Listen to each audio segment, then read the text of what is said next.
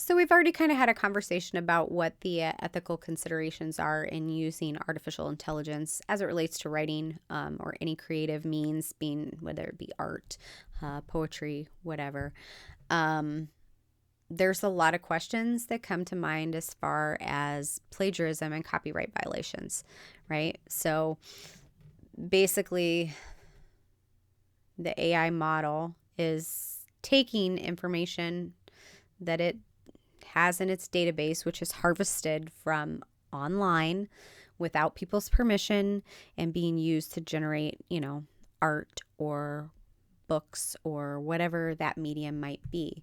So the ethical concern then is this plagiarism that you're stealing from someone, or is it copyright infringement? With these algorithms trained on these vast amounts of existing content that are basically scraped from the internet without permission. Essentially, whenever you boil it down, that is the issue. And where do you draw the line? So you don't have permission from the original creator to pull that information and use it. So you could produce something that closely imitates work of someone else to the point where, the question of plagiarism comes into play, or copyright. You could potentially, if you're using AI to generate your main content, you could potentially end up in a legal situation where somebody actually sues you, not because you stole the work, but because the artificial intelligence went out and stole it. I know a lot of creators in the writing world are trying to steer clear from AI generated materials, like AI generated covers, and anything that even touches this subject, I guess. It's getting difficult. I mean, some of them you can obviously tell, some of them are very, very obvious. But I have seen a couple covers that have been published where later on it's been found out that image was generated by artificial intelligence. It ends up being a whole big deal. Everybody from the community attacks that author. They take the book down. They change the cover.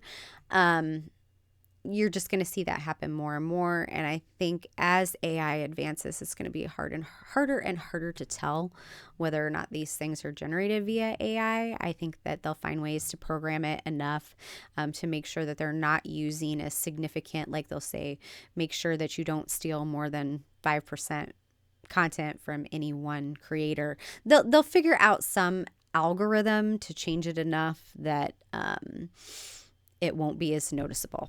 I don't know. I don't know how it's all going to shake out. I don't know how. I have a vague understanding of how all of the artificial and the machine learning. I did work and write articles for a company who produced basically compliance regulations. Like, it would take all of the regulations that were published by the federal government, state, local, all of that stuff, and kind of you could easily search, for your specific area. And then it would take into account, all of these different sources on specific questions. And so you could ask it questions. And I did a lot of research on artificial intelligence and machine learning. And so I have a pretty good idea of how that works in the background, just not the highly technical details of it.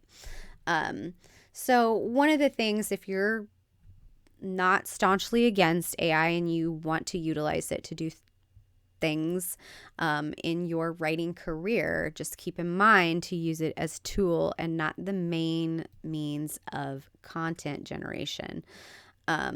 So making sure that it's a tool, it's assistant, it is not replacing the human creativity.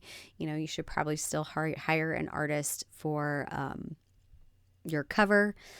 A lot of times, if I can find a really good image on iStock, I will buy that image. But now, it's kind of in question whether or not that artist who uploaded that to iStock, whether they created it through AI generated means or not. You're kind of leaving it up to the artist to be honest about it. And in most cases, I think it's probably not being honestly disclosed that it is artificial intelligence. So then, I risk buying this and putting it out there and then being ridiculed by the writing community. I think I'd probably, you'd have to change the book cover at that point.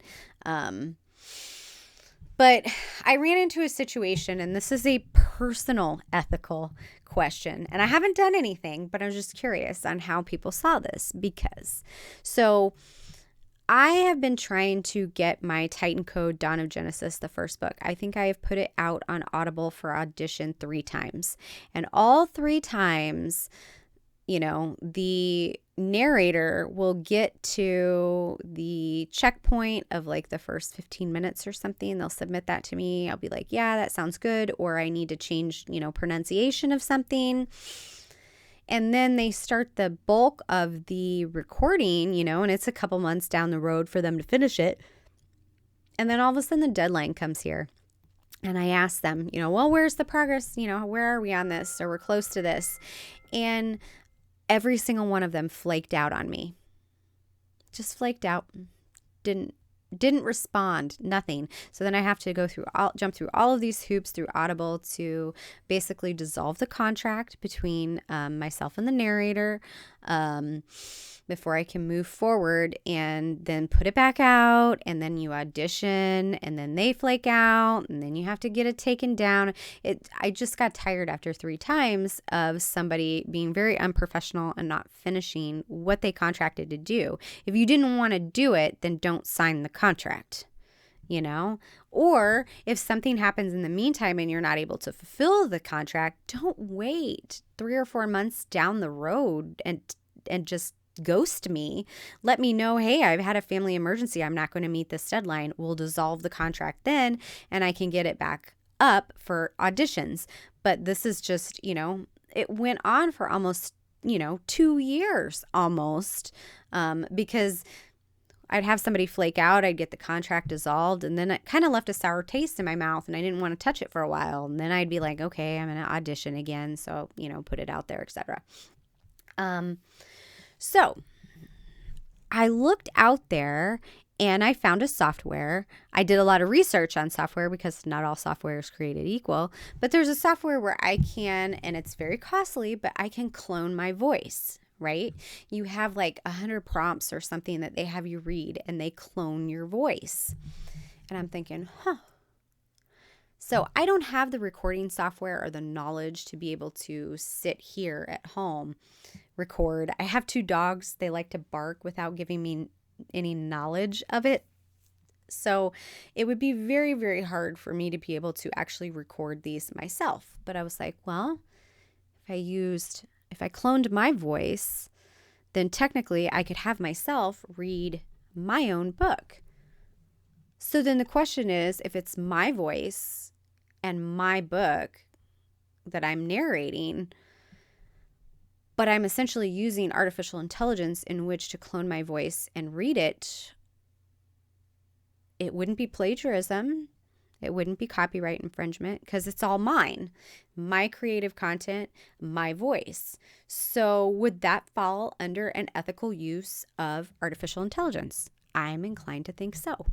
However, it doesn't seem that Audible will let me do that. So I don't know what I'm going to do there. It might end up on like Google Books or something like that.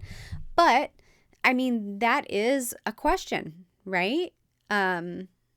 Is it within the bounds of ethics to use my voice to read and narrate my books?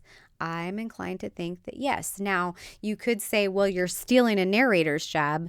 Well, you know what? I tried to hire 3 of those assholes and they flaked me. And now I'm missing out on sales because every time I have to go back to the beginning and start all over again. And I'm sure they're not all like that, but it really has left a sour taste in my mouth. So I suppose I could put auditions out there and say, okay, well, after 3 failures, then I use the AI to, I gave people a chance to do it and they could have made some income, but they decided not to. So just a question for you to ponder. I'd be curious to see what people think about that and whether or not they think that that would be an ethical use of AI or not.